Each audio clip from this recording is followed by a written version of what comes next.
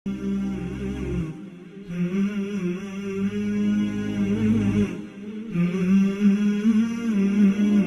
اللہ نے بڑے موٹے موٹے جو اصول دیے، اس میں ایک بڑا اصل عدل کا اصل تھا کہ مسلمان جو ہے کونوا قوامین للہ شہداء بالقسط، مسلمان بلکہ اسلامی اہل اصول فقہا نے لکھا ہے کہ اسلام جن اصولوں پہ کھڑا ہے وہ 5 ہیں۔ اسلام جن اصولوں پہ کھڑا ہے وہ 5 ہیں: مذہب، دین کی حفاظت، جان کی حفاظت، عقل کی حفاظت، نسل کی حفاظت اور مال کی حفاظت۔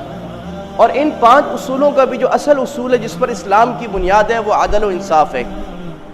اللہ کی توحید، اللہ کا انصاف ہے، اللہ کے نبی کی بات سنت کو ماننا ان کا انصاف ہے، بیوی شوہر کے حقوق کرنا وہ ان کا انصاف ہے، بچوں کی تربیت اعلیٰ کرنا وہ اس کا انصاف ہے، ماں باپ کی عزت و احترام کرنا وہ ان کا انصاف ہے، پڑوسیوں کا حق دینا ان کا انصاف ہے، حاکم کی اطاعت کرنا وہ اس کے ساتھ انصاف ہے، حاکم کا، حکمران کا رعایا کے ساتھ خیال کرنا وہ ان کا انصاف ہے۔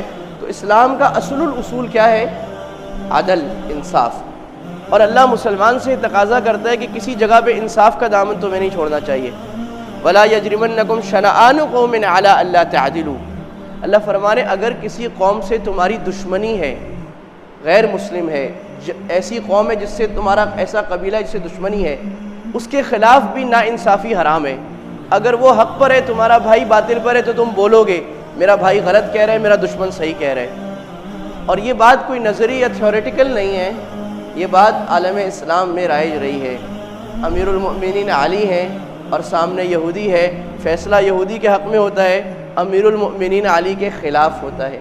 خلافت بنو امیہ، عباسیہ اور عثمانیہ میں بھی اس کی بہت مثالیں رہی ہیں کہ مسلمان، ایک ملک کے شہری چاہے وہ مسلمان ہوں چاہے وہ غیر مسلم ہوں، ان کو بنیادی حقوق دیے گئے۔